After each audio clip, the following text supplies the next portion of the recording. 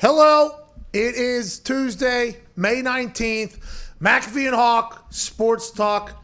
I am holding a stubby little cigar that was shipped to me by the man to my left, Mr. Aaron Hawk. AJ, how's it going? What is this? Why did this arrive at the studio? All the boys are cigared up from Mr. Hawk's Cubana, or whatever you want to call it. What do we got going on?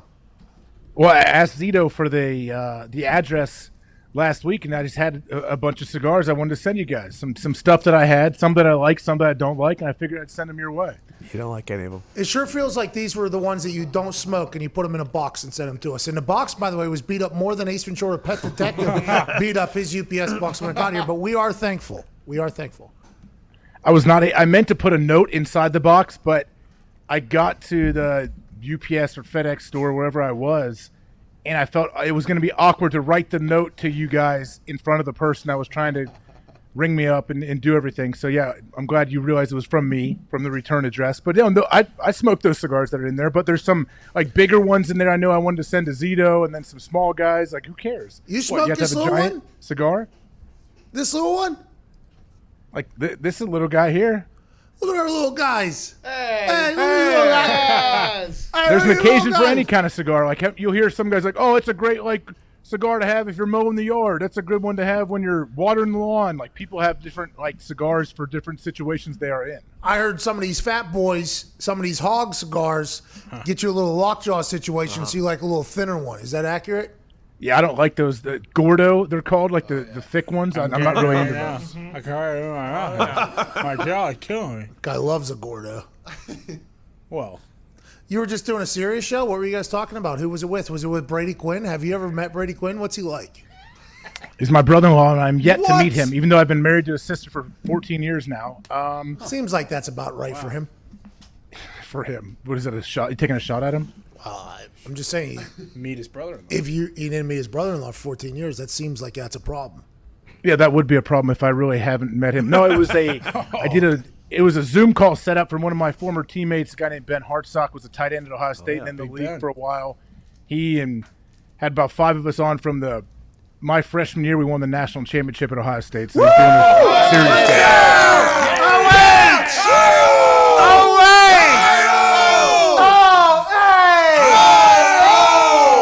Congrats on that.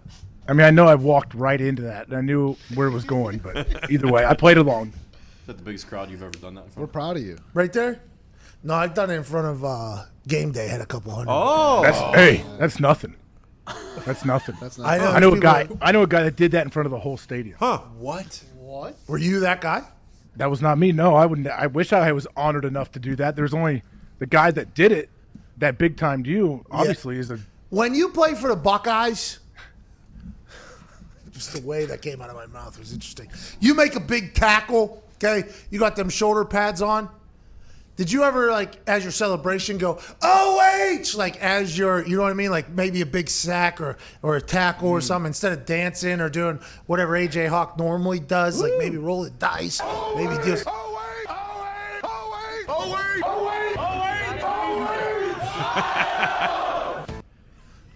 Did you ever do that?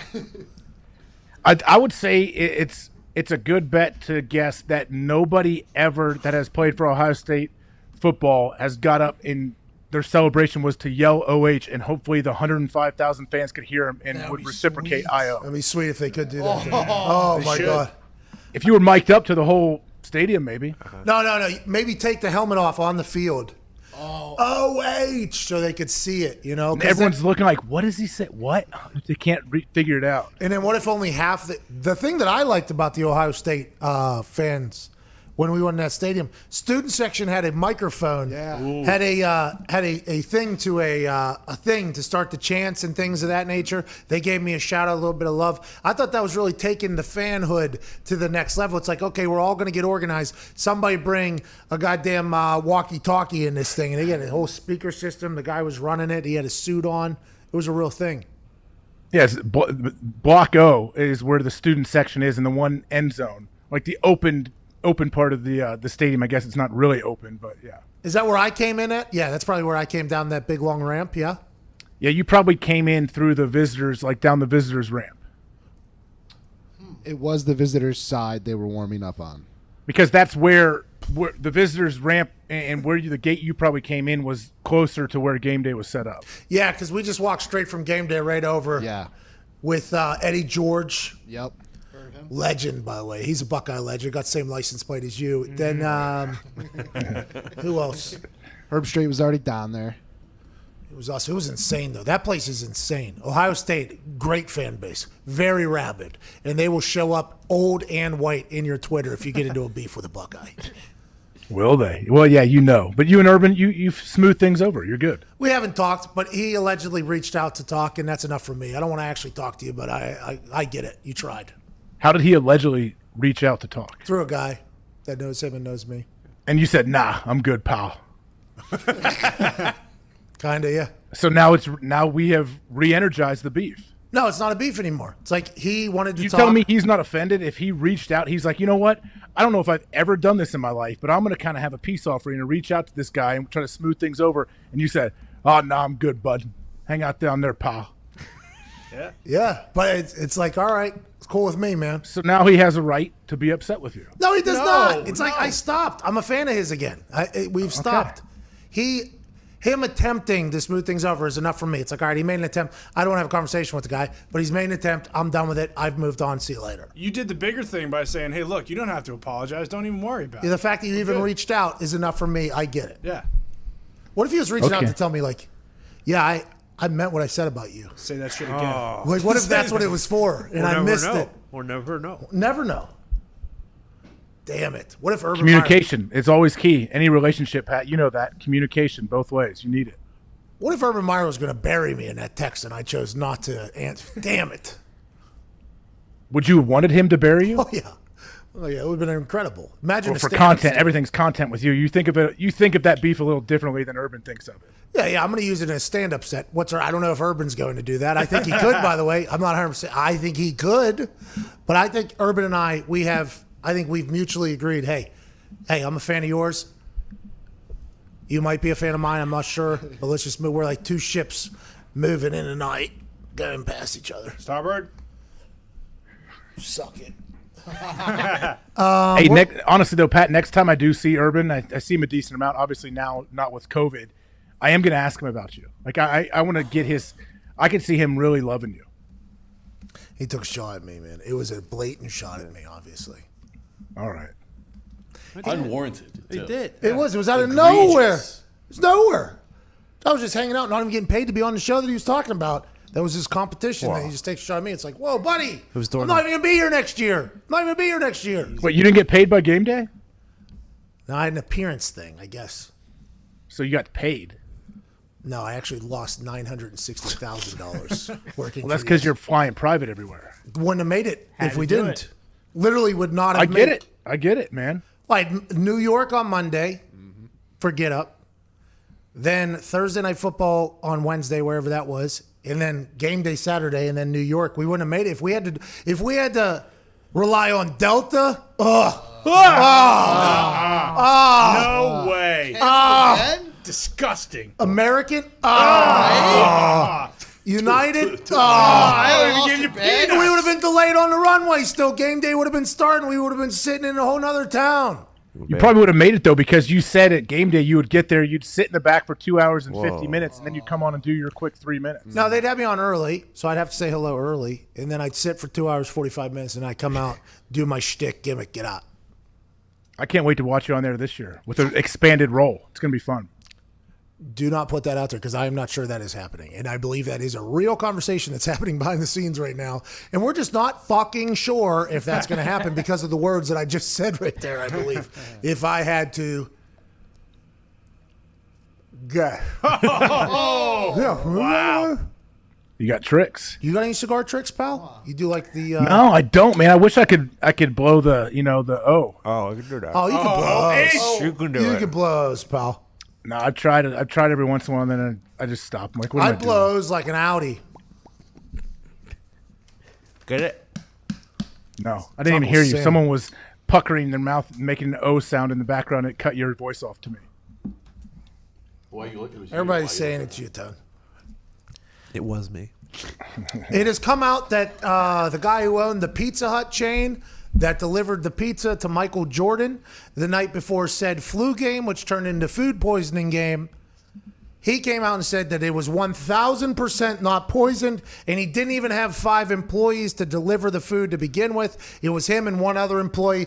2 employees delivered Pizza Hut, which, by the way, I'm off of. I'm not bad. Whoa. I still like Pizza Hut.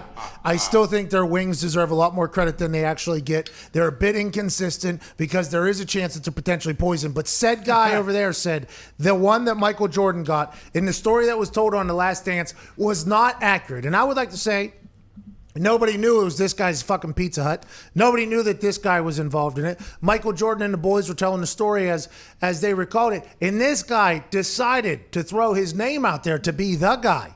I am the person that delivered the pizza that got Michael Jordan sick. And I want to let you know that it was not on purpose. We did not poison it. And because I would assume that he's gone around to his friends and his family. And he said, hey, delivered a pizza to Michael Jordan last night. Hey, I remember me and blah, blah, blah. We delivered a pizza to Michael Jordan. It was him and his boys. They were having a lot of fun. Michael actually spit on the pizza so nobody else could eat it because he thought it was so good. That guy's been telling that story for so long that when The Last Dance came out on Sunday night, nobody had a worse Sunday night than that guy.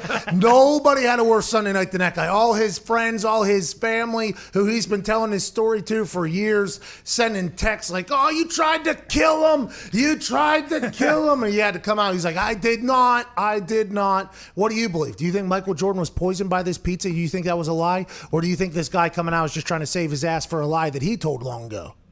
So you got to break it down for me. How would the guy know he was delivering pizza to Michael Jordan's room? So I asked that question immediately upon watching The Last Dance. I would assume that maybe he used his name, which wouldn't make sense because they check in the hotel. He didn't call it in, though. He had like 4 guys in the room with him. His trainers, everyone was there. They ordered the pizza for him. I don't know. I have no idea how. That's why I don't think it was intentionally poisoned. Did he get food or did he get sick because of something that may have been like an old ingredient on there? Possibly. I don't think it was like directly poison for him to try to make him sick for that game. This might sound egregious, but were you able to take a credit card over phone in the late 90s? I was going to say, in 98, I don't think so. I think it was probably cash. Probably a cash deal. So unless they knew that who his trainer was and his trainer's name, that would be a hell of a in-depth thing because I didn't even know that son of a bitch existed. Even if there was a credit card over the phone back then, Pat, I guarantee you, well, first off, they weren't using Jordan's credit card. And you think Tim Grover, his workout guy, is like, it's JORDAN, first initial M, and then he reads off the numbers to the card. That's not happening. Yeah. It's interesting. That was the first question. Then we got past it and just act like it was normal. And then my follow-up question now is, do you think this guy who's told this story for all these years got his reputation fucking ruined on The Last Dance on ESPN and didn't even see it coming? That guy had his jaw sitting out like this, and he was just like, I can't wait to watch what they do for the flu game. I saw Michael less than 24 hours before that. We were good friends. He spit on the pizza. He said it looked so good, blah, blah, blah. And then wham! They poisoned me. They tried to kill me. What a scene. Yeah, did Jordan always have like his little core group of guys around him, like his couple security guys, his workout dude? Are they just in his hotel rooms at all times? And in the locker room, it's not like he had his own area with his people around him. That'd be kind of interesting. It's Michael Jordan, obviously. Michael Jordan can do whatever he wants. But I've never seen anything like it. Like even with Peyton, who is obviously one of the most famous people of all time, he might have had his own office somewhere in the building that none of us knew about. But there was no obvious separation. Michael Jordan was living in his own world with his own people. You didn't hear a lot of teammates talk about hanging out with him. It was a lot of his people talk about hanging out. Very, very interesting life that he had to live because of, I assume everybody on earth knew who the hell he was. So he had to change immediately. But that was interesting. In the locker room, in his own area, in his hotel room right after they win, it's a bunch of media, him on a piano. This is that Zen Buddhism shit. You know what I mean? You got to enjoy the moment. I was looking around. I was like, I didn't see any of his teammates in there. It was kind of I just didn't fully understand, I don't think. He's I think people, that's not normal. Like Jordan, obviously, he's on a different planet than everybody else. But I came in, Brett Favre was there. He'd been there for 14 years in Green Bay or something at the time. People always said Brett had like his own locker room. No, he didn't. He had a normal locker in the locker room like everybody else. But then he could go back and change in there's like an auxiliary coaches room for some assistant coaches. He could change there if he needed to get away from the media or whatever, but he didn't have his own people there. He didn't have his own security there. Like the team has security and all that, but not many people have their own guys that are with them that are separate from the team. The closest I can think of is when Tom Brady had his Guerrero dude when he was in the facility and he was going to away games. When I heard he was on the team flight, I was like, geez, I've never seen that. I've never been anywhere where a player can bring someone from outside of the team with them on all their trips. Well, and the NFL is so hard-headed, too. It's like, no, our people are the best. You don't need your people. Our trainers, we pay our trainers. We have our physical therapists. We have our nutritionists. We don't need yours. So the fact that Guerrero got in there, and then people were talking about how it was contentious between Belichick and Guerrero. I was like, well, I could see that. I mean, I don't know if – because I know that some of the TB12 people would come to Indianapolis and work on some of the players in Indianapolis at their homes or whatever. And there was always a conversation of like, can they just do this at the facility after practice or whatever? And the conversation always ended with the answer, no, they cannot be in here. They cannot do whatever. And then whenever TB12 bought their own thing up there in Massachusetts and then they got linked up with the Patriots, that's when guys stopped traveling and stuff like that. But it was always, you're 100% right. Dwight Freeney, before the Super Bowl my rookie year, he was coming off either a sprained ankle or a broken ankle or something. Nobody was expecting him to play. He had his, and they wore gis. Gis, like karate. What? Like karate gis. They were like these body guru type guys. And they wore gis. They were in the training room and in the hotel trying to work on him. All systems were go to try to get Dwight Freeney back for the Super Bowl. And it was becoming a story about how he hadn't practiced and how will Dwight Freeney play and all this stuff. He couldn't even walk like the day before the game. Goes out, gets a sack in the Super Bowl. He hits a spin move on somebody. Next level. But they had guys in gis. There was like my third or fourth time seeing them because these were Dwight Freeney's like dudes. I saw him get on a plane one time. I was in front of him. Full gi behind me. Full gi behind me. By the way, I wasn't first class flying in front of them, but they were body gurus and they like figuring out exercises. They were the only people I remember of my entire time. And it was because it was a crazy circumstance where Dwight Freeney was trying to get back for the Super Bowl. That was the only time I ever saw somebody outside the Colts organization, inside the Colts building, working on people. Because that is something that is very, very tight. And that Last Dance thing, I was very intrigued by all that as well. Were these body gurus, were they wearing black belts with their gis? No, blue. I think they were blue belts. Wow. What do you have to do? Like, well, they definitely were elevated to black belt after they got Freeney healthy enough to play in the Super Bowl. Well, right? I think to get a black belt, though, you got to get, like, beat in, right? Like, I've seen when people get black belt, you got to walk by and everybody in the dojo hits you with the belt. You know what I mean? So I don't think you just float with a sprained ankle healing right to black belt. But they had blue belts on, I think. But the question is, why are they wearing gis? That was something I asked too. Is Dwight rolling? Are they laying mats out and they're doing some jujitsu in between? I saw zero jujitsu, but I did see gis, and I still to this day don't know. And Dwight Freeney has been on our show before, and he'll be on our show again. That'll be one that I hope his brain remembers to ask about, or somebody in the room, because I feel like they were doing something really special. I almost wanted to get gied up myself. You know what I mean? I was like, is there any way I could potentially get a gi? Maybe I get into the room here where all the people are that seem to be very, very important to this operation. But he got back. I'm going to order you one. I sent you that box of cigars. The next thing coming, I might send you a gi. Well, I am an orange belt. What? Are you serious? That's right. That's right. Okay. In what? The arts. What? Martial. Oh my. Ever heard of it? Oh no! With a cigar. With the cigar. With a cigar. People are saying my rear naked choke is one of the best, and I have clothes on. Not naked, you get it. All right, let's I wanted to talk to you, but you were live on your Sirius show talking about the national championship, which, by the way, congratulations on winning a national championship and a Super Bowl. I'm sure there isn't a lot of humans that can say that. You can, which is why you're awesome. That's a real moment there that we don't normally have. Devontae Parker and Michael Thomas got into it on Instagram. I was hoping that I could read like Devontae or Michael Thomas or Devontae Parker's, and then you could read the other one. Do you know what I'm talking about? Can you put it up for me? Yeah, I think we could probably do that. So what the check down, I believe, or Fox Sports or CBS, somebody put up there, it said, which is tougher? A, make a catch while guarded by Stephon Gilmore, or B, break up a pass while guarding Michael Thomas. And Devontae Parker comes in off the top rope and says, A. Then Michael Thomas says, Are you Michael Thomas or am I Michael Thomas? Well, I said A as if I was Devontae Parker. So you're Michael Thomas. You go. You go. You want me to be Michael Thomas? I thought you were Michael Thomas. I thought you wanted me to be A little Parker. bigger for you.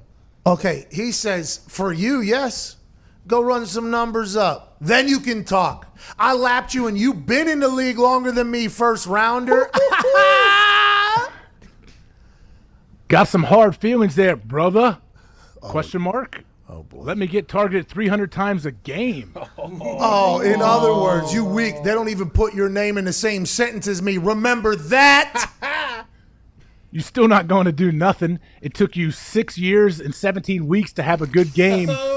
Quit crying, bruh. Blame your parents, not no QB. Oh, I didn't see that. Quit crying, bruh. Well, we switched roles there. That's on me. That's 100% on me. I'm Michael Thomas now. Who? You heard what I said, period. I didn't hear shit, Playboy. You can't even get a seat at the table. Oh, shit. Oh, shit. So that was the end? Yeah. Yeah, it's hard in the comments section because, they kind of get jumbled up there. I wish they would have done it on Twitter so we could see the thread. But I do like the fact that these two are going after it. Too much lovey-dovey in today's sport. I always said back in my day, guys would fist fight instead of dap each other up afterwards. And that's the type of football I want. I'm sick of people being happy for other success. I'm sick of athletes being happy whenever they see somebody they haven't seen in years after a game and they smile after losing a game. What are we here for? Is this not competition? Are we not trying to kill the enemy? Why is everybody so nice to each other, AJ? You tell me. I don't know, Pat. As those guys, the voice that you just used, like back in my day, if we got beat by another team, I'd go out there and threaten he and his family's life afterwards. I'm not taking pictures with him and trading jerseys with this guy. That's real, though. Back in the day, people used to really hate each other. Now everybody knows more about stuff, and they're happy, genuinely happy for each other. And, they might have been roommates with a player, and they haven't seen him in 2 years, so they dap each other up. The jersey exchange thing is hitting a level that I don't think it should. I mean, come on. We're kind of ruining it now. You know what I mean? Would you feel comfortable, Pat, if, say, you lost the game, and you're out there, like, smiling? Like, I always felt weird if you lost the game, too. Like, I want to see the guys I know, but I'm not, like, over the top going crazy. I do not want to be caught smiling. The confidence I feel like you are, the delusional thoughts you'd have to be able to say you lose a game, you trade jerseys, you take pictures with a dude, and then you walk in the locker room carrying a star player on the other team's jersey. You don't have your jersey, and you're like shirtless, and the coach is sitting there ready to kill the whole team because you just lost the game, and you're holding Odell Beckham Jr.'s jersey. There's been a couple of times where we've been losing or something in the fourth quarter. And that's whenever they're scanning the sideline, right, to try to get players. And I'm always worried that I'm going to say something smart-ass to somebody about our team because the season isn't over, right? For many fans, like when you lose a game, it is your happiness is gone for a week at least. You're mad. It's not your control. You spent money to either go to this game or something of that nature. So you're emotionally invested a lot. For players, though, if you lose week 4, it's like, okay, we could have lost 4 straight here. We can't just be pissed off about this. But in the moment, you never want to be the person who looks like they're happy in the state of loss, right? Because then you get judged by your teammates, you get judged by the fans, you get judged by everybody. So there's been a couple of times where something will slip out of my mouth in the fourth quarter of like early in the season or whatever, And obviously I'll get a response back from a teammate that's like, shut the fuck up. And I'll start like cackling or something like that. And one of my biggest fears, as soon as those like smile leaves I'm like, oh no, please don't catch me on TV doing it. Like immediately afterwards, I'm like, because you almost want to be like, that was not about this. That was about, like, almost if you're on camera, you got to explain the whole thing. You do not want to be the person that's caught smiling, like ever. Even if you're joking about something else, that cannot happen. It cannot happen. And it does feel as if the being okay after a loss has become much more popular optically amongst players, which back in the day, I don't think that was something that was real. Like nobody wanted to be like, okay, I don't want to maybe I am pissed off, right? I am not happy that we didn't. But if it's early in the season, you can't just kill yourself because of a loss. But boy, I do not want to be the one that's out there looking happy for this because I got to go right into a locker room where I probably shouldn't be anyways. I'm not athletic enough. And then everybody's pissed. You're 100% right. But now it's a whole different world. It's a bad look too. And Mike McCarthy put an end to it early in my time in Green Bay is when a team travels to play an away game. Usually they get there. In Green Bay, we would always leave on Saturday around noon, and we're playing the NFC North a lot, so the flight's 40 minutes, and you have a big chunk of time where guys can go out to dinner. A lot of guys go shopping, especially if you're in Chicago and you live in Green Bay. Obviously, you don't have as many shopping options. And then guys, you could lose a game, and guys will walk on the plane and they're carrying 4 like Burberry bags of all this stuff that they bought in town. They may have bought this for their wife and their mom and all these people. It may not be for them, but that was happening a little bit. I remember McCarthy shut that down real quick in a team meeting. It's saying like, I don't want to see you walking on the plane with any of those grocery bags. I don't think he might have actually said grocery bags, just because he was so mad at seeing guys with huge, like they went on a shopping spree to go play these teams and we lose a game or something. And I always told guys, I'm like, first off, I wouldn't want to have to carry that stuff around. Oh, by the way, they got to carry it from the team bus from the hotel into the stadium too. In the locker room, which isn't big. Locker room's it's not unbelievable. Big. I was like, hey, first off, I know you're spending tons of money at these places because they're overcharging you for everything. Just ship it back to your house. Like, you can ship it directly from that store. Like, you don't have to carry this stuff everywhere with you. Like, no, are you kidding me, man? They charged me $30 for that. I'm like, well, how much did you spend? 14 grand. Oh, cool. You don't want to pay $30 to ship it? Hey, you're not going to get got there at the end. You can't get got. Man, Coach McCarthy's hating. We don't got one of these. I couldn't even imagine the reaction whenever Mike McCarthy wasn't allowing them to bring it on.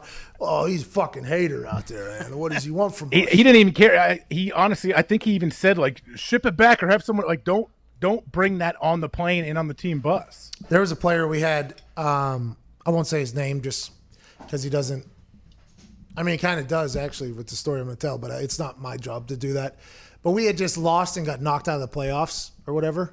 Which, by the way, genuine piss off from everybody should be, right? I mean, that's your season's basically over. Now you got a couple weeks left where they mean nothing. There's no playoff checks coming. So whatever your motive is, if your motive is money, okay, we're not making more money this year. If your motive is love of the game and legacy and wins, okay, we're not doing that. Every single style of motivated a player should be pissed off whenever you're out.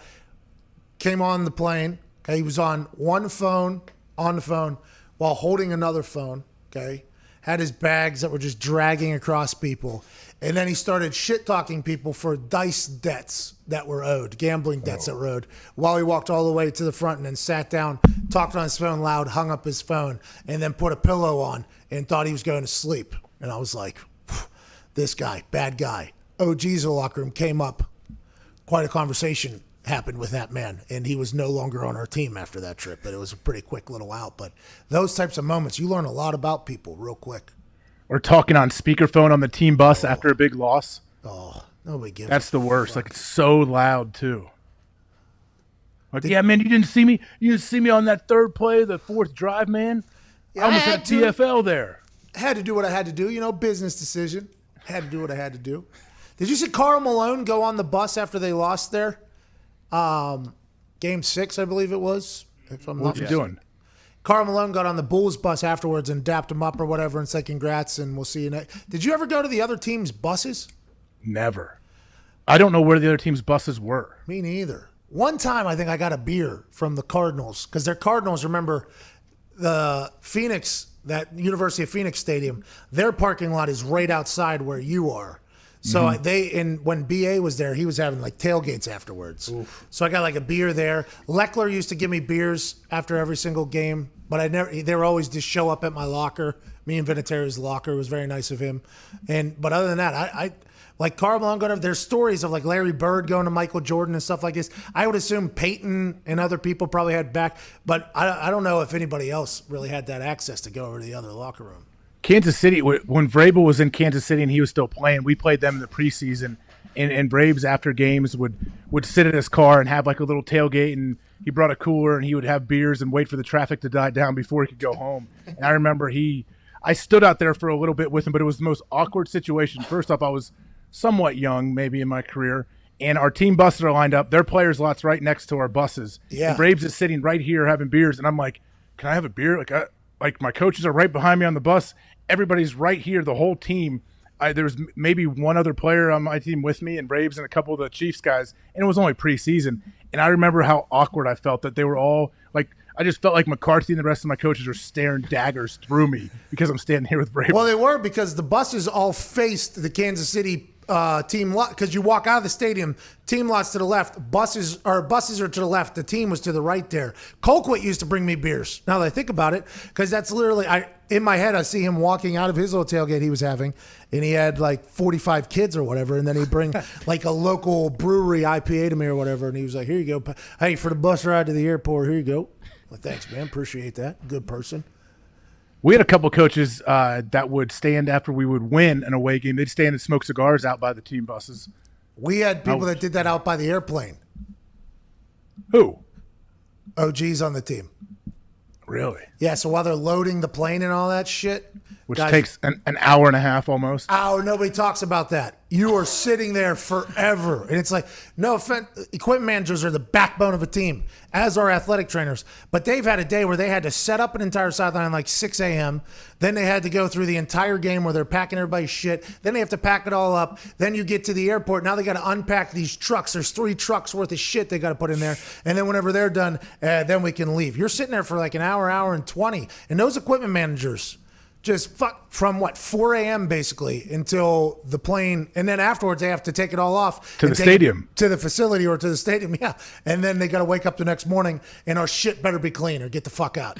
Is it like pads and jerseys and everything, or like? Oh yeah. What are they carrying? Well, all your huge bags that you pack up after the game.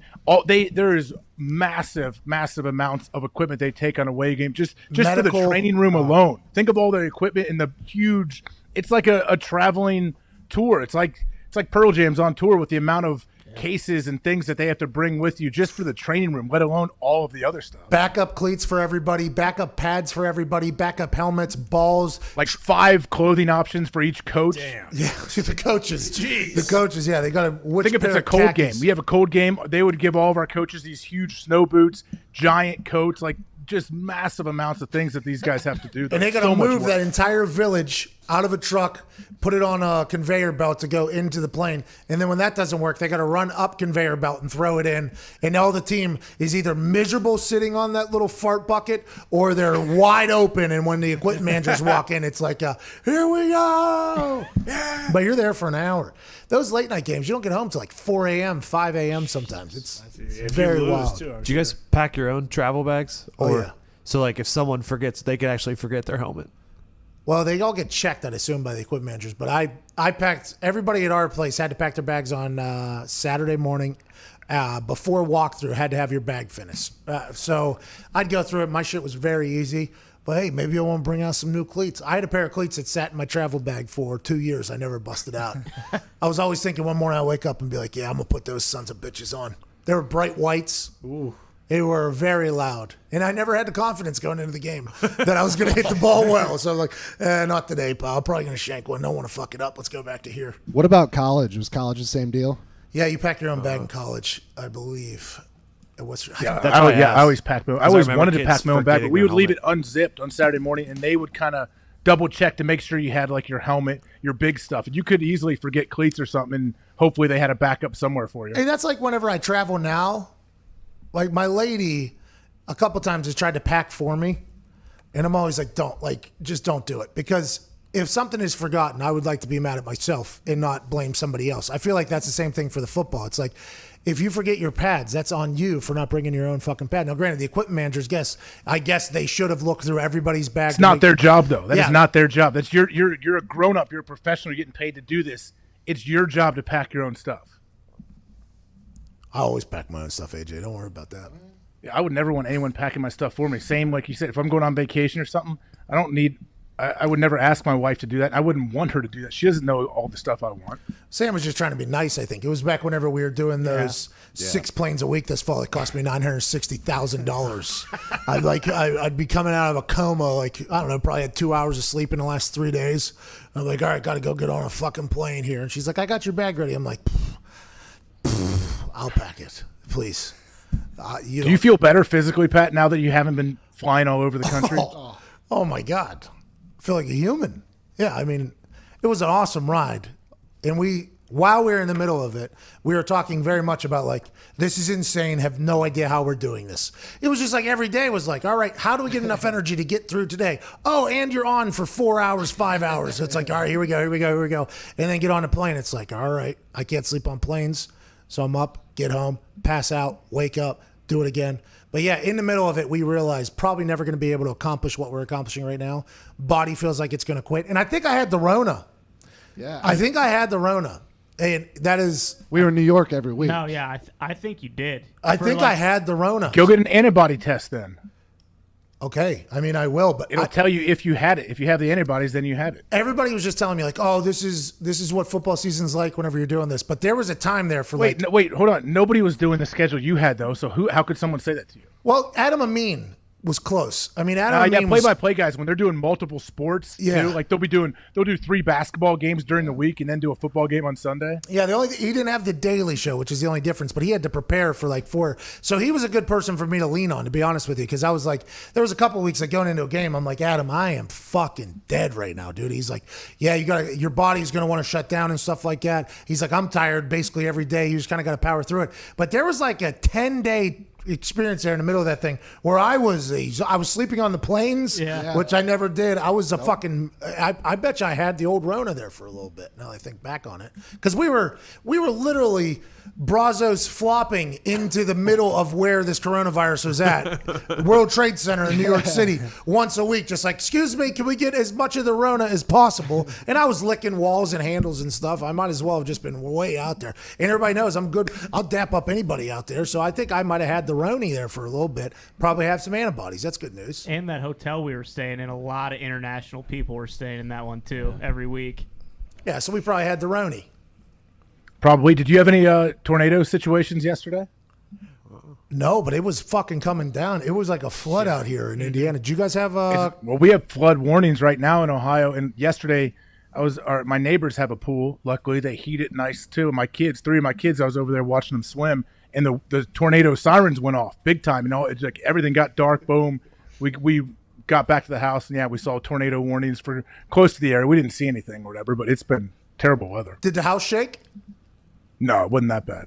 I've only experienced that one time. It's insane. That was a couple weeks ago. When was that? Yeah. House was shaking. That was the first time I was like, oh shit, this is it. Like, this is actually everything I've seen on the Weather Channel and I've seen in the movies. Shout out Twister. Shout out Jim Cantor. Anytime I've seen those things on TV, I'm always like, that's crazy that's happening. I'm thankful it hasn't happened to me. In Indiana, tornadoes come and go around here. Not as much as Tornado Alley out there to the west, but just a couple weeks ago, you know, it sounded like a train choo-choo was coming through my damn woods and my house started shaking. There's nothing you can do but just sit up there and look and just hope that it doesn't take your house. It takes somebody else. There's nothing you can do with that. Well, you can go to a safe room in the basement that doesn't have any windows. Well, yeah, of course I did that with all the animals too. I saved them. Mom of the year. Did you actually go down there? Like, it got bad enough where you actually went down into your basement? Oh, yeah. It was bad. I mean, we're talking house was rattling. I actually did a video before because Teddy, our 10-toed cat, the big one, looks like Garfield, lives like Garfield, is Garfield basically. How many toes should they have? He has thumbs. I guess thumbs aren't normal. He's like a Hemingway thumbs on his front. So I guess it's only supposed to be 4 up there. I don't know what cat's paws even are. I don't know. Oh, okay. Well, he has thumbs. It's not normal. His hands are like this. But he's the oldest, and he was not about it with that tornado. As soon as that shit started coming, he went under a bed, and he was hiding. So we got all the other animals downstairs, locked them in a room together, and then we had to get Teddy out from underneath the bed, and Sam was doing Mom of the Year shit. She gets this cat out. It's a fool. Teddy's not happy. He's got thumbs latching on. She grabs him, takes him downstairs. I'm right behind her. You know what I mean? And I did an actual video of the house. It was like me going like, well, it's been a good fucking run, house. Like, I even gave like an emotional. I've really enjoyed what we've done together. I mean, I haven't been upstairs in probably a year or two, but I appreciate you guys. And then I ended and sprint downstairs. I thought it was gone. The house was moving. It was an insane time to be alive. We asked the question the other day. Would you rather be around where tornadoes are? Would you rather be around where hurricanes are?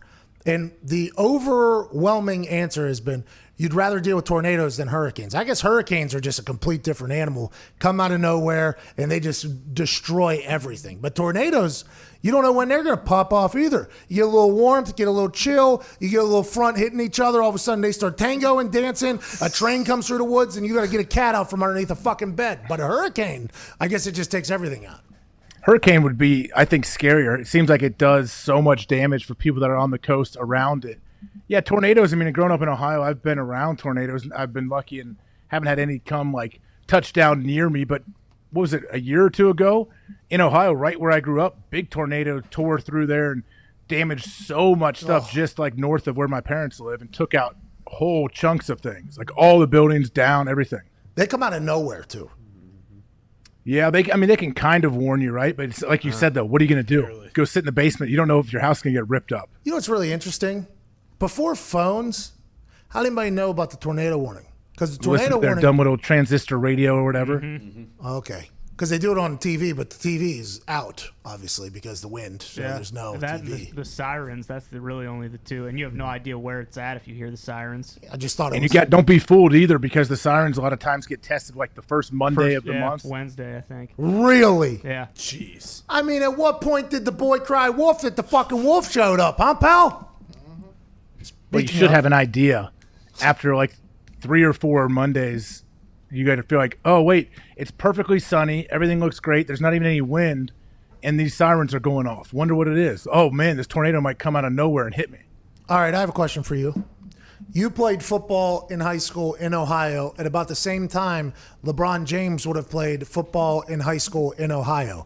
2 years, 23 touchdowns. His freshman year, he started in a playoff game, broke a bunch of records. He has now come out on his uninterrupted YouTube show and said that during the 2011 lockout of the NBA, Jerry Jones made him an offer to be a Dallas Cowboy, and him and his trainer were training to get back into football. Some haters have come out of the woods and said that he's only saying this because of the Last Dance saying that Michael Jordan would have been a great MLB player. So LeBron is coming out saying he could have been a multi-sport athlete. Those haters are wrong. I think LeBron was just letting us all in on a little piece of information that in 2011, he was thinking about going and playing for the Cowboys. And I, for one, think, although he is a master of flopping, that guy will flop all over the place to the benefit of his team. I think if he would have got his body right, I think he would have been a good wide receiver in the NFL. And I think old Tony Romo, old Uncle Tony, backyard football Tony Romo, commentator, would have hit the 280-pound, 6'8" guy streaking down the sideline just like he did to these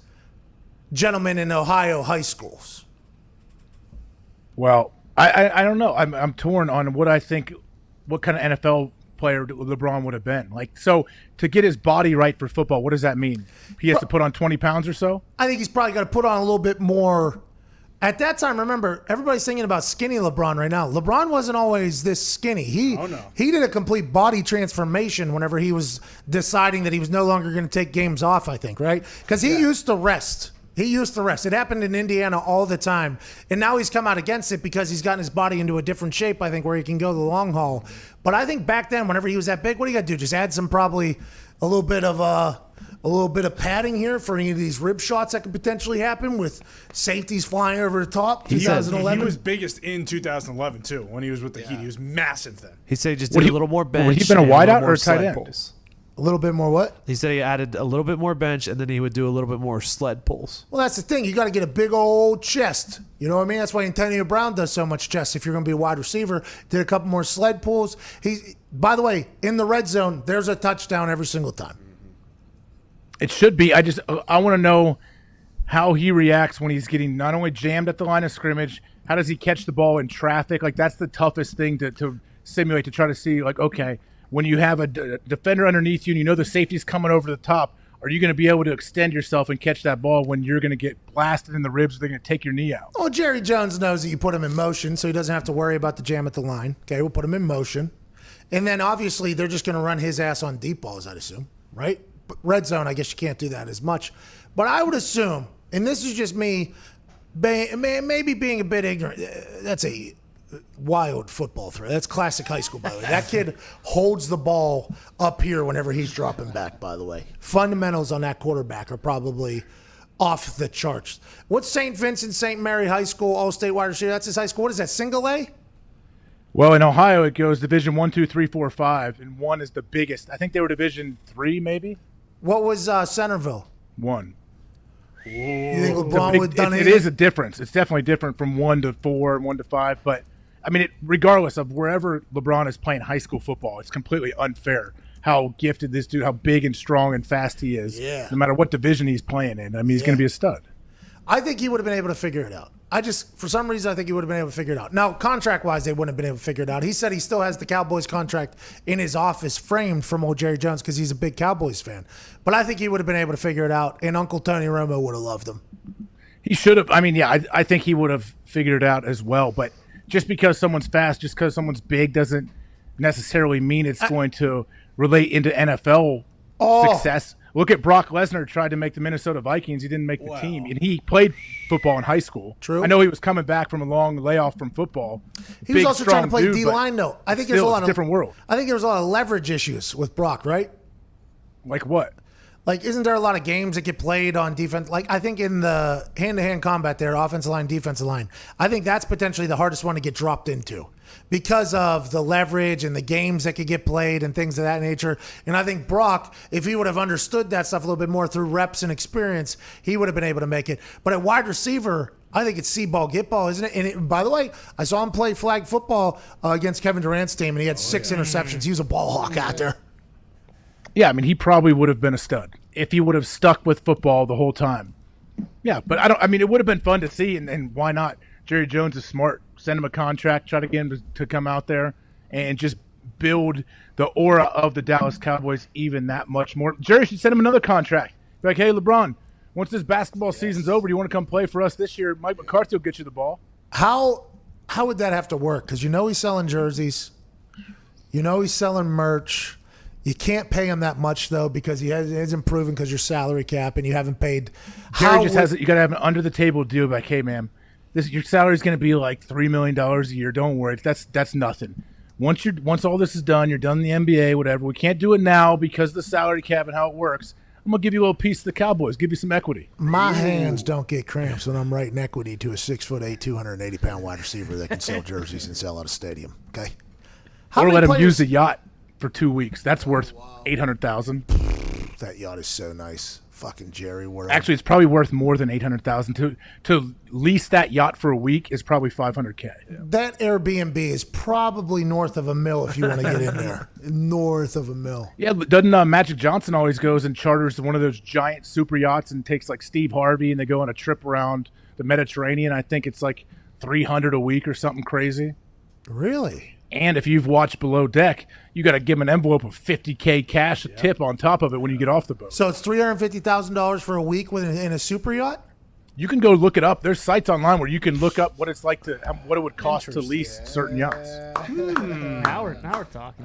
Boys, we might have Super Yacht Week. They got good Wi-Fi on those things or what? So, yeah, you pay for it, but yeah, you can get it. Let me know. I want to helicopter into one of the ports and come see you. Okay, we can get the Chopper sponsor coming in on the Chopper. Brought to you by Safe Auto is AJ Hawk coming in on the Chopper. Just like your show Game Day, Wheels Up comes in and brings the guest picker in, right? Yep. I can't wait to watch you this year. Expanded role. I just don't know if that's going to happen, AJ, and I feel like we're potentially setting people up for a letdown. What price range? Okay, to be fair to people listening and watching, I don't have any inside info. I'm just throwing this out of what I think should happen. Me neither, which I think needs to be stated. Pat, would you like everything's like in a state of flux right now. Nobody really knows what their crews are going to be, what their shows are going to look like come fall. They're just trying to figure it out as we go. Hey, we know, don't we? Oh, yeah. Oh, yeah. Mm-hmm. We know what this show's going to look like and these shows are going to look like. You're fucking looking at it, pal. Hell yeah. Hell yeah. Hell yeah. Maybe it's Super Yacht Week. Ever heard of it? Hell yeah. Hey, and some other stuff too. We don't have to mention it because we don't know what we're going to do, but we got some other live things that we may do throughout the season. Hey, That was a good idea, by the way. My lady thought of that for the one that we put in the group text there Nice. Oh yeah. about the watch. Yeah. I appreciate you guys adding me into that group text. Do you want to be added in that group text? That thing. Please never- do not do it. Absolutely don't. I despise All group right, text. too late. Come on. You would hate our. It's a loud group text too. There's a lot You're going gonna be on. upset when it says AJ has left the group text. Oh, let's invite you back. Won't save your Yeah, number. we'll bring you back. Yeah. All right, you can add me if you want. We'll fucking bring you right on back. I think I found one for you, Pat. Fish on. There's cheap ones for like Oh, fish on. Fish. Fucking lost it. there's cheap ones for like 200,000 a week, and then it obviously goes up to like $1 million. I found the one you want, though. It's called Legend. Can you put it up there? Oh, yeah. Holy shit! We get that boat right there. That looks like the one that Leo was taking over to Switzerland or whatever. It's approximately $530,000 for the summer, but The whole summer. the whole summer? For a week. No, that's For a week. It says a Rate week per right there. Can you go through some photos there? Can we scroll through some photos up here? 23 of them. Where are we gonna go on this yacht? Fucking Alaska. It looks like, pal. There's your chopper. That looks That's like an not- explorer yacht. Oh, like we they're going out breaking to up look ice? for the Bro, Titanic. oh, look at us. Wow. Oh, look at the chopper. Helipad. What? Oh, yeah. It says Full legends. time. Oh, piano. Piano. Yes. We'll bring Michael Jordan in. No sex in the hot tub days. No sex in any of the hot tubs by anybody. Oh, Look yeah. at that dinner. dining room. Have a little respect for the super yacht. What? You can't have sex in a bar if you need to. Bob, I've decided you can. If you have sex there, you can't have sex. Oh, look at So what do that. we get our own little cruise line here? How much is it? 500,000. Yeah, 500,000 a week. That's a lot of money, man. We could do it, man. Get a bunch of sponsors to help out. We're gonna have to get a bunch of Oh, sponsors. there's Bunch of spa. sponsors. Spa. Wow. Oh, there's Oh a my god! Oh, there's a Is that my room? Part of the That's spa. a Massage room. massage room. This yacht comes with masseuses. Oh my Imagine getting god! Zito, how many does it sleep? 100. It looks like. 26 guests. Jesus. So let's divide that by 500,000. How many crew? Well, we gotta pay the crew, huh? Well, you're supposed to tip them at the Probably end. like 550. I tip everybody, by the way. It's Everybody. might be a fault. It says right here, not for charter not to a fault. U.S. residents while in U.S. waters. So we would have to take it So, Zito, international. what was that? That was just See, one big I dick did search tease right there. United States.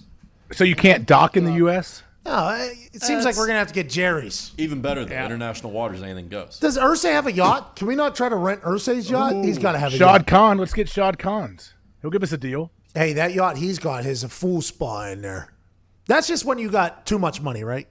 Too much money, you're like, you know what? I want to build a building on the water that I can take my helicopter to. And if I want to get cute on little jet skis, I can go out the bottom of it like I'm a little bird coming out of a nest. You know what I mean? Is that what Well, you're doing? You have to have too much money to have one of those giant yachts because some of them will be like 200 million to build, but then the upkeep, like you have some of those big ones have a crew of 20, 25 people that are on there year round. You're paying all the upkeep all year long. Oh, hey, we had to fill it up with gas. Write us a check for $400K. So it's just strictly so you can lose money.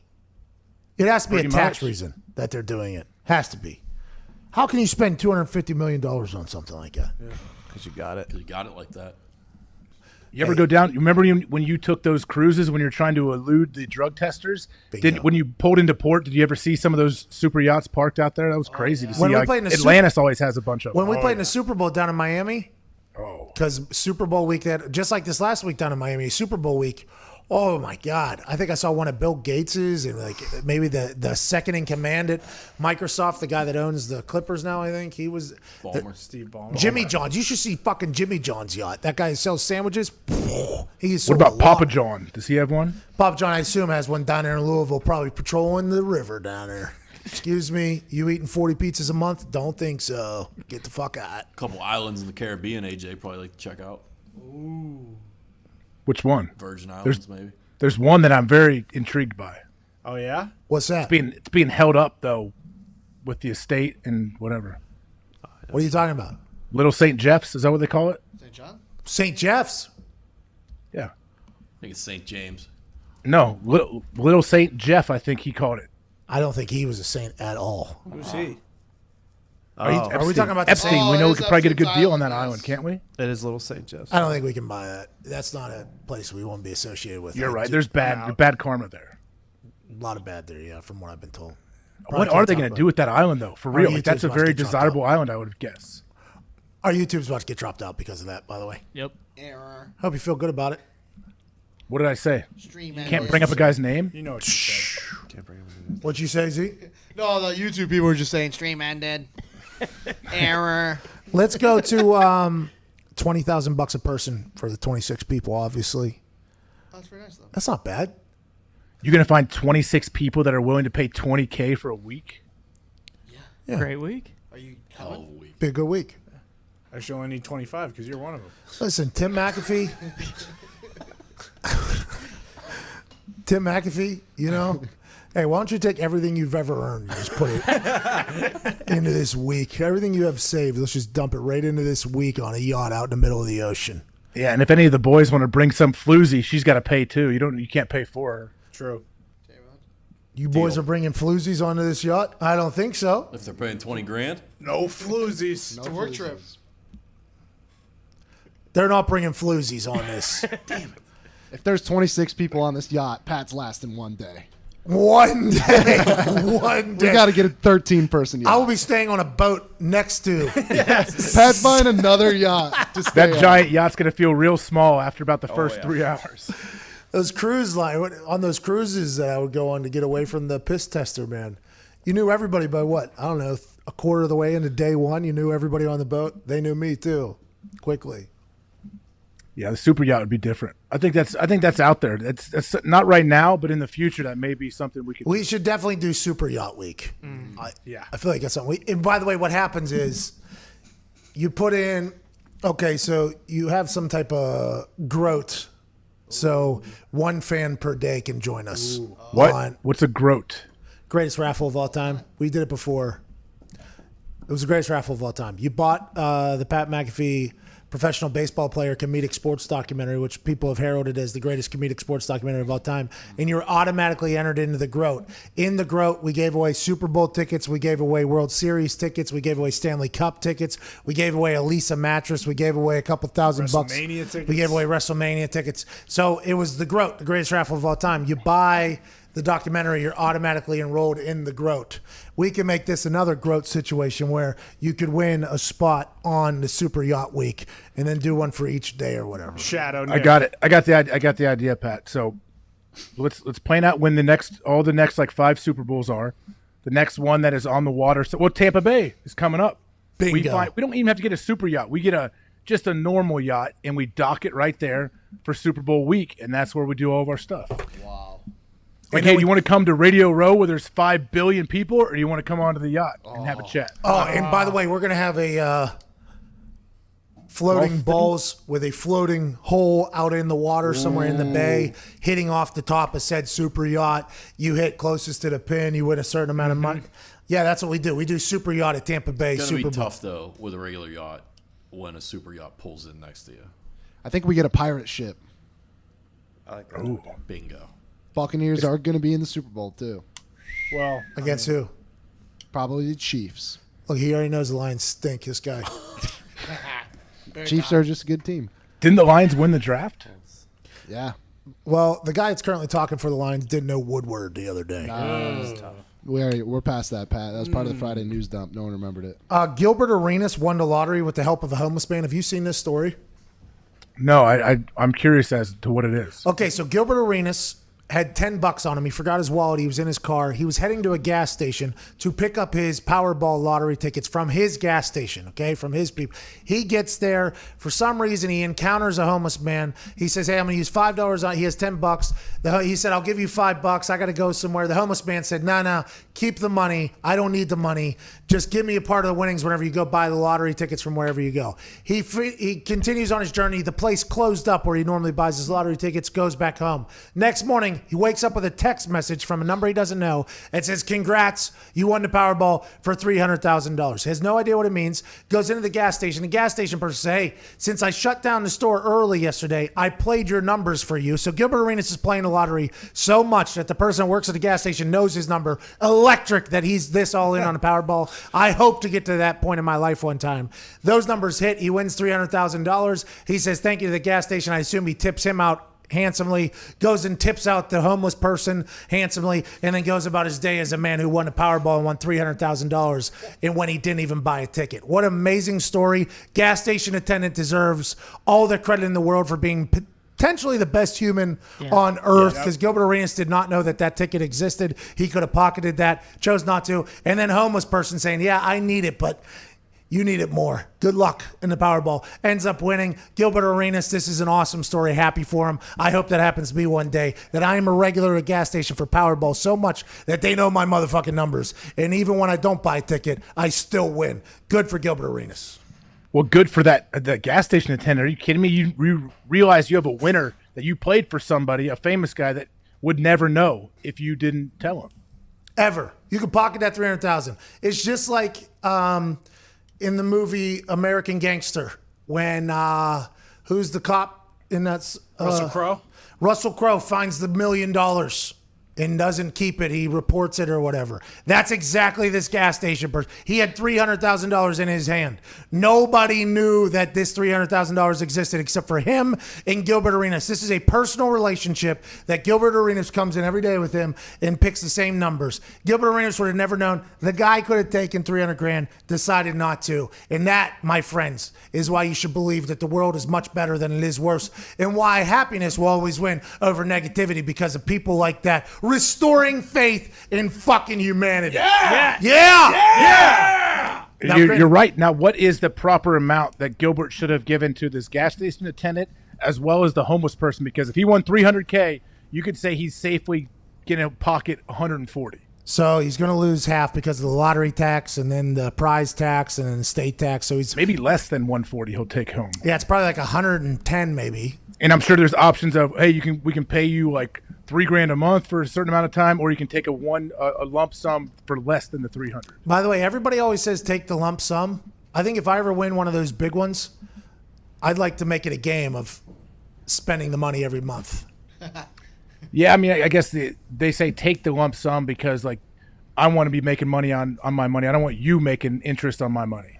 Yeah, and I get that. But if it's $700 million, like, be pretty cool just to show up once It's like month. the deferred contracts, like what Bobby Bonilla gets paid a 1.5 or 3 mil like every March or something. Like, that'd be kind of nice, man, if they deferred your contract and I knew I had this big check coming every year. Well, that's why every scratcher I play is one that's for life. Every scratcher I play is one that wins you for life, because I just would like a happy little show up at the front door each week. But they say, well, you take the upfront money. You do. Well, when you take upfront money, they cut it down even more because they know that they got you because you're getting upfront cash as opposed to the long haul. Now, obviously, if you die, there has to be some transfer of money and stuff like that. But I'm taking a long haul, and I'm making it a game on how I could spend every single dollar every single month in an interesting fashion.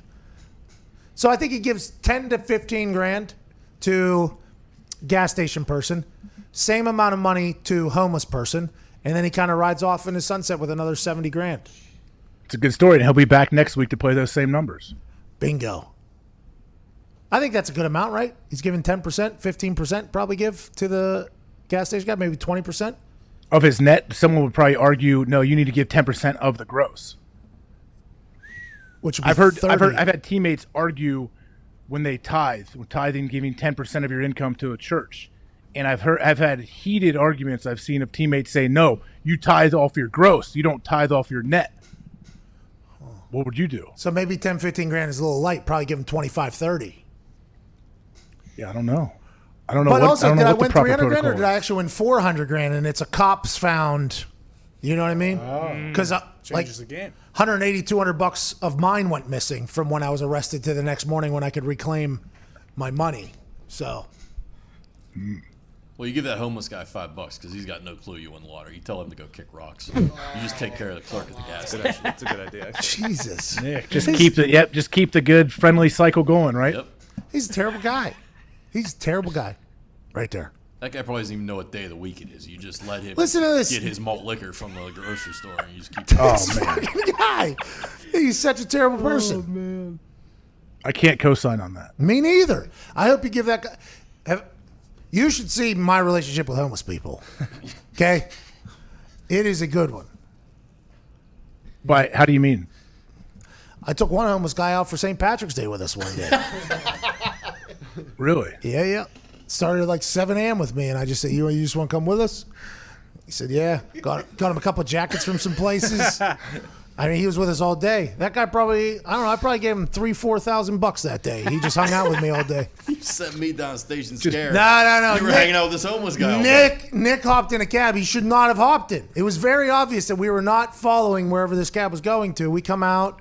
There's a couple of people we didn't know, and I didn't want to be around them. So we're like, all right, we'll just let them get in that cab. We'll tell them we'll meet up with them soon. And Nick hops in the cab, and we're all like, don't do that, Nick. And Nick hops in there, and it's like, well, don't save him. He don't want to be saved. Fucking gone. See you in about 4 hours. And it was me, a couple of my other buddies that Nick wanted to hang out with most, and then homeless guy.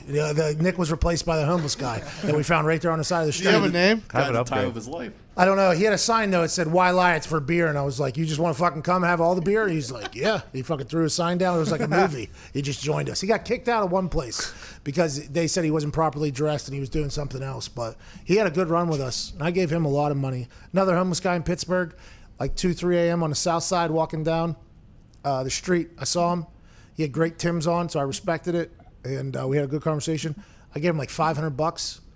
And I said, I'm going to be back next week. If I see you here, I'm going to be upset. I want you to go get a job at McDonald's. I want you, $500 is enough to put a down payment on an apartment complex, get you some new clothes. I'll see if I'm here next week, I want a refund or whatever. And he's like, oh, you got it, man. Clean dap. We leave. Next week, about 3, 4 a.m., I see him again, sitting there, hand out.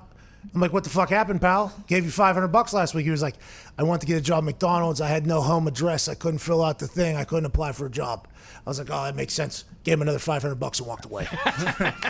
So, I mean, me and homeless people have a good relationship. I mean, a smart business move would be to dress up as a homeless person and hang out outside of your little funhouse warehouse. Where I'm at? Try to get some cash. Yes, it is a smart idea. It is a good idea. And I get yelled at by people that normally own the places that have the homeless people outside of it. They're like, why are you rewarding bad behavior? I'm like, well, what the fuck you want me to do? You want me to just look at this and then I know that I've been grossly overpaid and I'm just supposed to walk by this person that obviously just wants to buy drugs or booze and say, hey, you're not fit to get that? I'm like, here you go, pal. Fucking let's live a little. That's the thing I don't understand when people are like, whoa, why you giving them any money? They're just going to go buy alcohol. I'm like, okay, cool. What do you mean? It doesn't change what me going to give him money. You know what I was probably going to do with this money? Ounce of vitamins, bro. It's crazy. His went to liquid. Mine would have went to smoke. But you'd rather, basically, the moral of that story is you'd rather hang out with random homeless people than people that you actually know. Yeah. No. Yeah. Nick should not have gotten in that cab. Well, Diggs was down Station Square. I want to go see I tell you what, for our Super You Bowl were Super down Yacht experience, I don't remember. maybe we have a raffle and we bring on 25 random homeless people on the boat.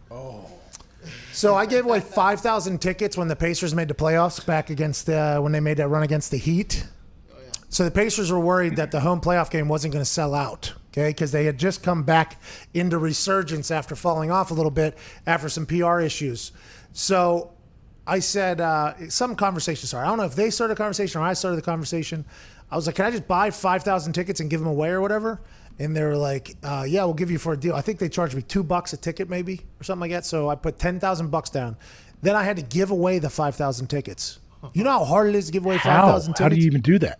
So what we did was we set up something down at the time, I think it was Conseco Fieldhouse. Now it's Bonkers Life Fieldhouse. They put a hoop down in the lobby.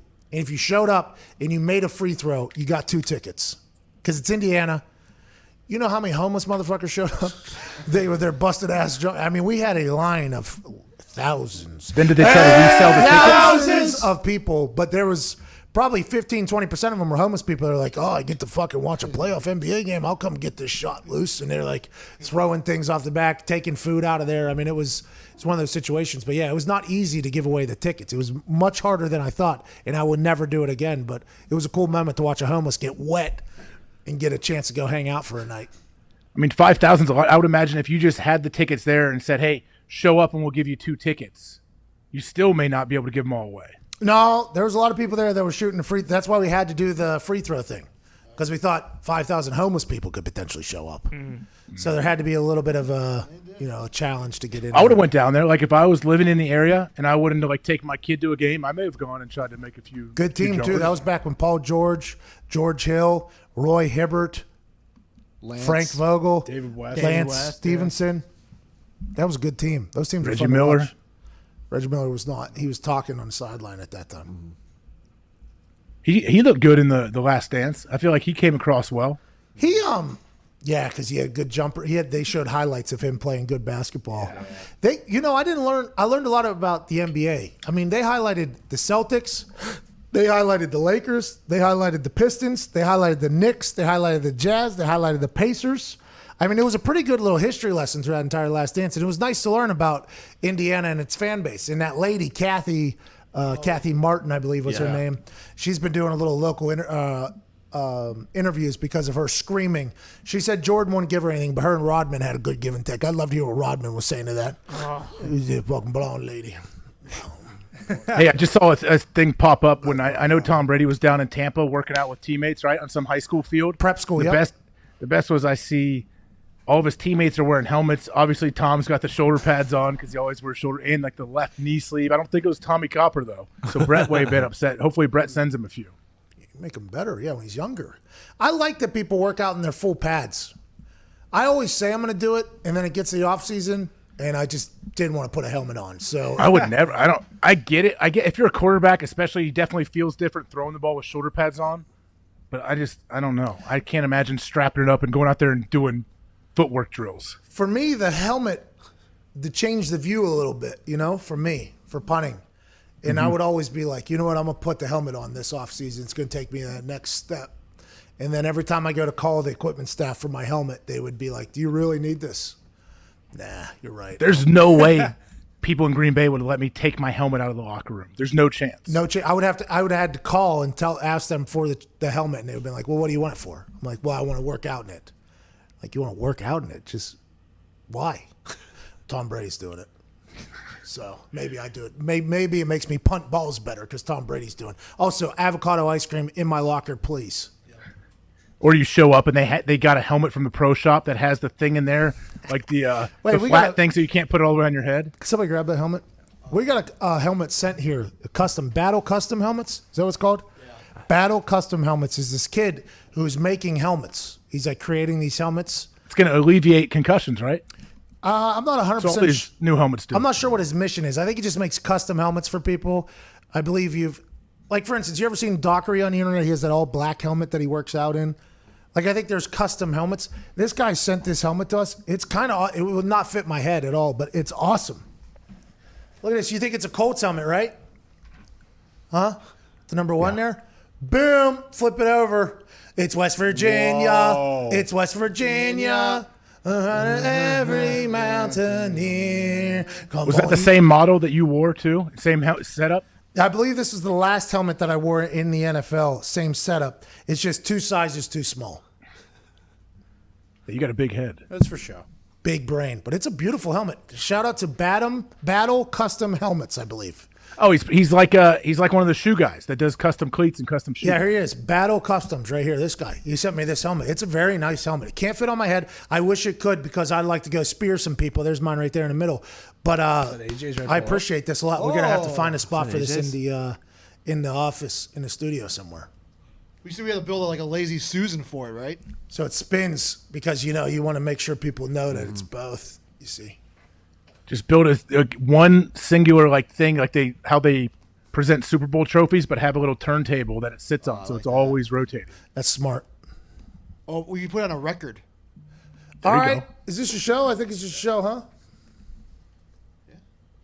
Yeah. Did you want to wear number 40? Nah, gave it to me my first year. Then I just kind of, I had to stick with it. Yeah, Nugent was 85. I don't think that was his first choice. 85 is a better number than 40. 40 is a tough number. But when number is whatever you make it is, though. Like when they gave me 47, I was like, all right, sweet, John Lynch. Like I was a fan of John Lynch. He was playing at the time.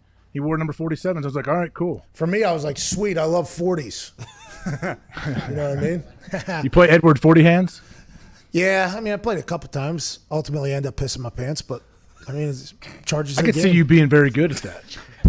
I was. I could chug very well, but sometimes it end up on it. And you never play that game sober, right? So you're already pretty deep into it. Yeah. Wait, so you would just piss your pants? You wouldn't untape one of your hands? No. Or have a buddy undo your pants for you or something? Charge it to the game. Respect the game, dude. What are you talking about over there? I would not be pissing my pants. I'd find a way to go without going on myself. Oh, man. You don't have the active bladder that I got, pal. Sometimes you just got to take the L whenever you're playing Edwards or 40 hands. Respect the game. You would have lost the game, AJ. You're right. That's why I didn't play that game. Sometimes you got to break the glass, pal. Push. Hey, how did Tom put this workout together? Was it, and he's like, people aren't all up in arms that they were out there working out close to each other? So it's a private high school, prep school. So I assume they have their Florida's own. open, I guess, right? Pretty much. So it had to be Florida. Yeah, the governor said professional sports are good to go back. So he's like, professional athletes are allowed to do their thing. Could not have done this at the park. Would not have worked at the park. Old Peter Park Ranger would have came in and kicked his ass out of there again. I don't care if you're with Mike Evans or Godwin. Get the hell out of. Yeah, you get it. Get the hell out of here. He said, fine, we'll just go to a nicer place with a private school that lets us do our things. This is, I think, needed, by the way, for the Buccaneers, this offense. Tom's learning a new offense. They're learning about Tom. There is a time where there's a chance where they could stumble out the gates a little bit because they're not going to learn a lot about each other. But I think by week 5, week 6, they'll be off and running. Right now, though, these workouts are a necessity to the Tampa Bay Buccaneers. And it's nice to see that they're able to get that done. Yeah, normally when teams say a team has guys have played together for a long time, receivers have played with the same quarterback or whatever, like I think a lot of it's overblown, but this actually makes sense because there's so many little nuanced things that I'm sure Tom is used to his guys, how they run routes, so he could tell them like, hey, no, I need you to come back a half a step sooner on this route. This is what I'm thinking here. This is when you're going to be open. So for the receivers, I'm sure they learned a ton. I'm sure Tom actually learned a lot about his receivers and how they run routes, and they got to see like what it felt like to catch the ball, like what it looks like coming out of Tom's hand. And they also got to flex on Instagram that they played catch with Tom Brady. Pretty good. Ultimately, yeah, that's the most important thing. Pretty good. Yeah. Look at me, Mom. I made it. I've arrived. Look at me. Jameis Winston does not deserve this, by the way. Deserve what? Just like us automatically assuming everything is so much better now that Tom Brady's there instead of Jameis Winston. And Well, it's not. We're not knocking Jameis Winston. It's more just elevating Tom Brady. He's kind of taking ricochet shots, and he said it's a compliment that the GOAT took his position. I think this year at New Orleans is going to be big for him, especially now that he got LASIK. He can do things. Oh, yeah. But, these workouts are big, obviously. All right. Is anyone else doing it? Yeah. Big Ben fan of this. Roethlisberger's been throwing with James Conner, Ryan Switzer, and Juju Smith-Schuster. James Conner and Juju both on contract years. Ben Roethlisberger coming back like Henry Rowan Gardner. Ryan Switzer's coming back being healthy. That is a field that has a bunch of vengeance on them. Roethlisberger's cutting the beard, cutting the hair. He's back in the game. He's potentially coming back better than ever. Steelers are going to be nothing to fuck with next year.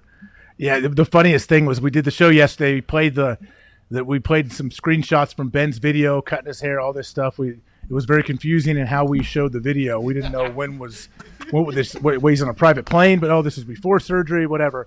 And then I asked the boys, like, are you guys you're all in on Ben and the Steelers now? Like, absolutely. My whole life has changed because of this short video Ben put out. I read on ESPN like, Big Ben is back, looking better than ever or something. I'm like, wow, this is really a thing. You put out one hype video on yourself, and everyone says you're back. Bro, Cole Beasley changed his number. We had to talk about it for 15 minutes. If Ben Roethlisberger, one of the greatest quarterbacks of all time, I'll say it. He's one of the greatest quarterbacks of all time. Never gets talked about because of the things that happen off the field. But he's coming back. That team last year almost made the playoffs with almost no quarterback play. They had a quarterback almost get decapitated on national television. Bring in Minka Fitzpatrick. The defense does their thing. TJ Watt, who I guess is the dumb Watt, by the way. I've been watching some tag previews. It feels like TJ Watt's the dumb one, which, by the way, completely okay at defensive end. He's a damn good dumb defensive end, TJ Watt is. That show also looks very good. Can't wait to watch it. Have no clue when it debuts. It's on Fox, hosted by all the Watts. But that defense almost carried them to a playoff last year. Now you get Ben Roethlisberger back with his offensive coordinator, some driven guys on contract years. I think this is real big news. I think it's really big news, especially in that AFC North. It's going to be tough already, contentious. Or is it a knock on Ben because they almost did make the playoffs without him? No. Oh, you think? You think? I just don't like think that. I'm just presenting what someone. I'm you sure think could just say. like the Bulls, whenever Jordan retired, they made it to the Eastern Conference Finals or whatever? Are you saying That was that? Phil's best coaching job, if you've heard. Well, Coach T's. Or maybe his team was just so good. Coach Tomlin coached his ass off last year. Nobody talks about it. Mason was throwing. We yoga talk about balls. it. Yeah, if anything, AJ, you would cite the opportunistic turnovers on the defense and how will they be able to replicate that again? We don't know. We don't know. They come in bunches, right, Pat? Turnovers. Turnovers come in bunches. Munches and bunches. Lunches and functions. So should we release like a hype video for you guys? For Steelers or for us? For you guys. For me? And AJ, just we're back. Oh, like we're a show. No, I guess you could do that too, but I was you're saying talking actual like football-wise. Football back? Yeah. I put a couple. No, not football. For the show, maybe. I put a couple 5-0 bombs out in the backyard. That was enough. That's all I Hey, did. a while ago, you were in the middle of like a big diet and a workout plan. You said you were going to be on the cover of some like muscle and fitness type magazine. Did this ever happen? Never said that. Yeah, you did. Putting words in his mouth. Never said that. When you were, I remember you sent me like clips of you deadlifting, and I'm like, what are you doing? Like, in the middle of a pretty big ad campaign, pal. We're going to cover a big magazine. We were. There's no magazine ever happening, but we were in a pretty big ad campaign, pal. Of you working out? Yeah. Or are you going to be sponsored by like Rogue or one of these CrossFit companies? I don't do CrossFit, okay? I'm not athletic enough. You had me fooled. I thought you did. It's bad for your. I just fucking move weight, dude, okay? I just move weight. It's about that business. I am. About the work. Hey, I had to go to workout in yesterday. I have not had that type of workout in a long time. In the pool? I got a bodybuilder to send me a workout because I'm tired of being fat shamed on the internet. Okay? So this bodybuilder sent me this workout. So does it working? Is the fat shaming working on you is what you're saying? Yeah. I fucking got after it last night. I was in the shower afterwards last night. Couldn't get my hand to the back of my head because my arms were so blown up. Couldn't even, like I had to move my shoulder completely to get the back of my head. I had like something, I was so blown up. What kind of workout did you do? It's a fucking bodybuilder upper body workout. And wait till today. Today's legs. I'm kind of dreading it, to be honest with you. Do you do this at home? Yeah, my home gym in the garage. Why? Are you on another campaign? You trying to get on the cover again? No, I've never tried to be on the cover of any magazine. I don't even know what that means. But I mean, we all know that your brain forgets things a lot. No, it doesn't actually. Not the cover of magazines. No way. You would know. That would be number one on the memo list. I mean, depending on the day. I'm tired of being fat shamed, AJ, and I'm tired of looking So at. it's working on you, is what you're saying. It's working on you, but I'm saying I would hope you would admit, Pat, that talking to you, like day to day, the amount of ideas and different possibilities that may be happening for this show, for your other show, for everything else you're doing. Yeah. It's possible that you throw out 37 different scenarios of what's coming in the future. And by the way, that's why you have to answer your phone when I fucking call you, because I don't know if this idea is ever coming back. Okay, I don't know if it's ever coming back. Somebody needs to hear this and say, yeah, I like it, don't like it, let's move forward. Because, people take ideas all the time. People take my ideas all the time. The good thing for me is there's going to be more coming, so that's completely okay. But when I call you, it is fucking, I need you to answer right now. No, you don't. That's the thing. I do. I need you to answer. You FaceTime me. Yesterday, FaceTime me, and then I instantly get the text. Oh, okay. Or you send some weird snarky comment that you text me when I don't answer it. I normally send a wow, too, because that is my brain forgetting the idea of what I was going to tell you, and it's just fucking disappearing. Wow. Unbelievable. Write it down. Why don't you write it down? I have a notes section that's filled with a bunch of shit, but it's written so poorly I don't remember what the fuck it means most of the time. You know what I mean? I'll just Leave yourself a voice memo. I'll never listen to them.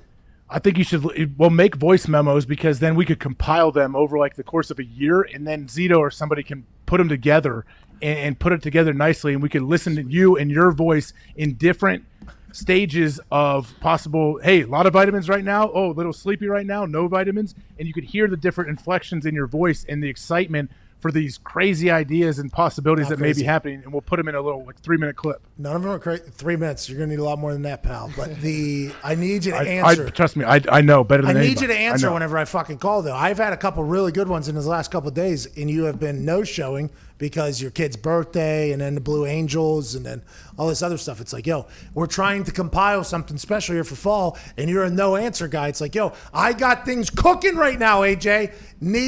And by the way, they come in waves, too. It's kind of frustrating.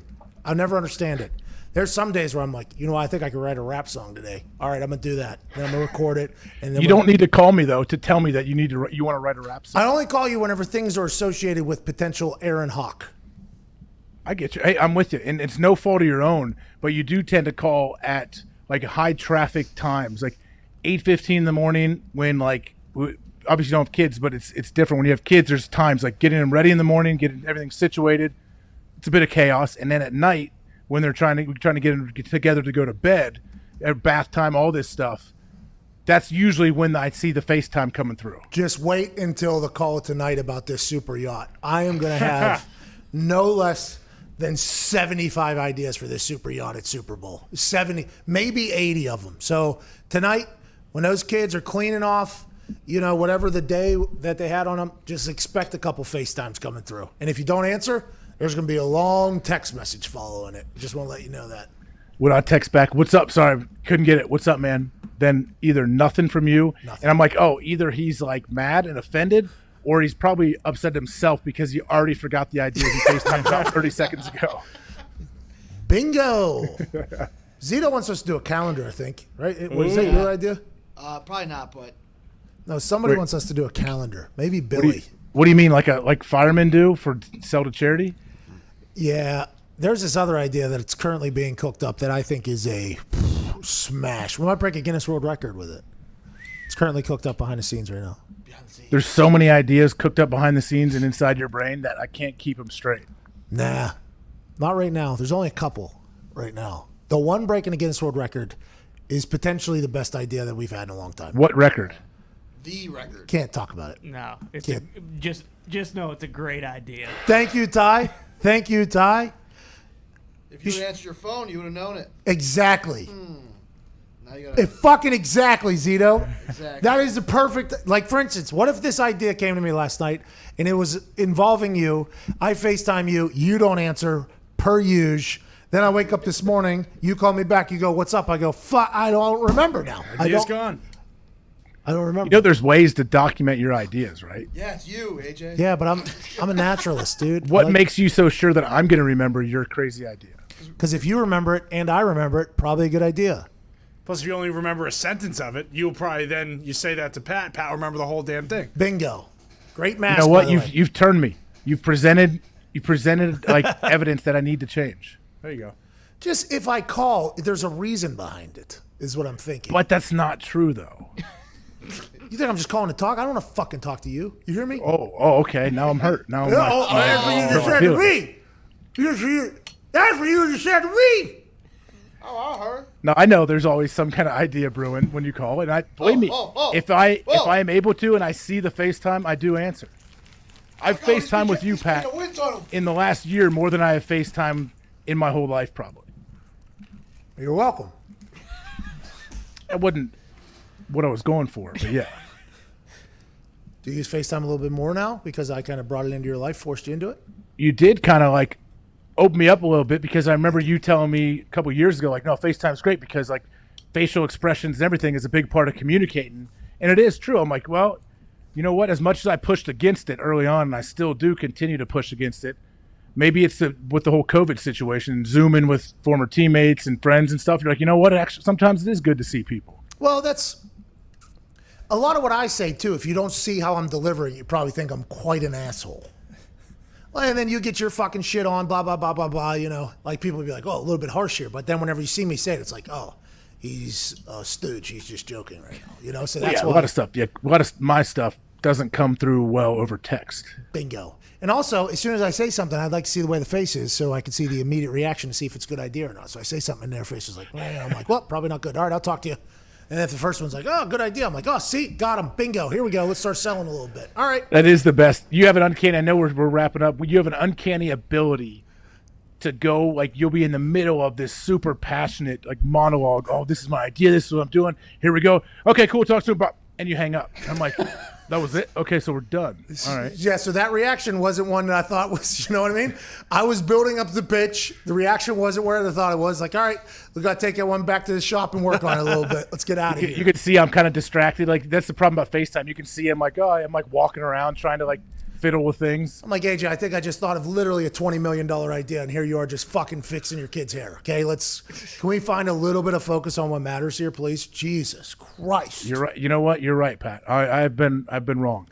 I'm not going to FaceTime you anymore. 2:31 Eastern Standard Time, Tuesday, May 19th. It is now 2:32. What a day. Not a bad show. Shout out Battle Customs Helmet here. Big thanks to He's in Ad the Concepts. comment section too. What's that? He's in the comments. Or in the What's he chat. saying? Shout out, you're a legend.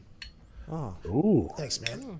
2 sizes bigger next time. I know he does a lot of work on these. This took a long time to weld this together and then get the padding inside. I've seen this thing will just never ever fit my head. Wait, he didn't just paint one? He didn't like buy a Colts helmet and then paint the West Virginia side? No, he welded it for sure, dude. Come on, have a little respect. He welded that plastic. That's a heck of a job. He did not. He just painted it, actually, now that Obviously. Did you really think that he welded 2 helmets together? Hey, Battle Customs, the guy will go the extra yard. hey, Pat, we found a video of AJ when he was on CMT Cribs. Oh, Excuse no. me? I don't know if we were able to play it at all. I just have You were on CMT Cribs? episode Oh, yeah. 1. But my dog was in there and everything, biting people. He was a rookie. I have like a little clip right here. I don't know if you want to play it at all, but You've seen how I they had play. a sweet outfit on, I think. so this is you want to play it? I don't want to get like a strike or anything. Would you get a strike? I don't know Yes, how we're going it to strike. We Go can't with fucking play this. Go without audio. I'll skim across here. Here, go away real quick. I'm gonna just like go. Show my one dog in there biting the dude. Your It dog actually, it bit? actually broke. Well, we had the guy wear the big bite suit that trained my dog, came and kind of showed off what the dog could do. Didn't you throw him off your deck? Oh yeah, we cannot play that. Oh, that was an ad I did my rookie year for AT&T where I threw a guy off my deck. Yeah. Click, clack, bro. Click, clack. Fuck out. They had to bring a dummy and everything. I had to take the guy to the ledge and act like I'm throwing him off, and then they had to bring the dummy in, then they had to splice together. What did he say? Did he say the Packers are stupid? No, you know what it was? It was a part of a whole thing where they would play this clip during my rookie year in the theaters in Green Bay when I would smack a dude in the back of the head and tell him stop. That's Deion Sanders in the background of that. It was when Deion came. We did a video. But I'd smack a dude in the back of the head and tell him to turn his phone off, and they would play it in the local theaters in Green Bay to get people to turn the phones off, I guess. Oh, so you're that guy at AMC Theater at the beginning telling me to turn my phone off and enjoy the show. Yeah, like 15 years ago I was. Back when people used to... This poor fucking guy, that's a dummy? That does not look like a dummy. That doesn't either. Maybe they had a crash pad down there for him. You don't remember if you threw an actual person or not? I mean, that looks like the actual guy being thrown off, but I'm pretty sure I knew there was a dummy involved. What, they use CGI for this guy? Is that your house right now? No, that was in Green Bay. Look at that thing. You just killed a man. Click, clack, bro. Click, clack. There was a dummy involved, but looking at that still shot, man, maybe I did really throw him off. I wonder what the dummy was for now. Yeah, it looks like the dummy there. All right. What a show. Thank you, AJ, for all that. You're amazing. We'll see you on Thursday, 1 o'clock, McAfee and Hawk, Sports Talk. The greatest sports talk show on the internet from 1 to 2 Eastern Standard Time. So come on down for a mental vacation with the boys on your true vibe. It's McAfee and Hawk. It's McAfee and Hawk. Sports Talk. AJ used to tackle quarterbacks, and He's a Rust Belt kind of guy. that's the punter of the decade for the 2010s, kicking piss missiles to the sky. It's McAfee and Hawk. It's McAfee and Hawk Sports Talk. It's McAfee and Hawk Sports Talk.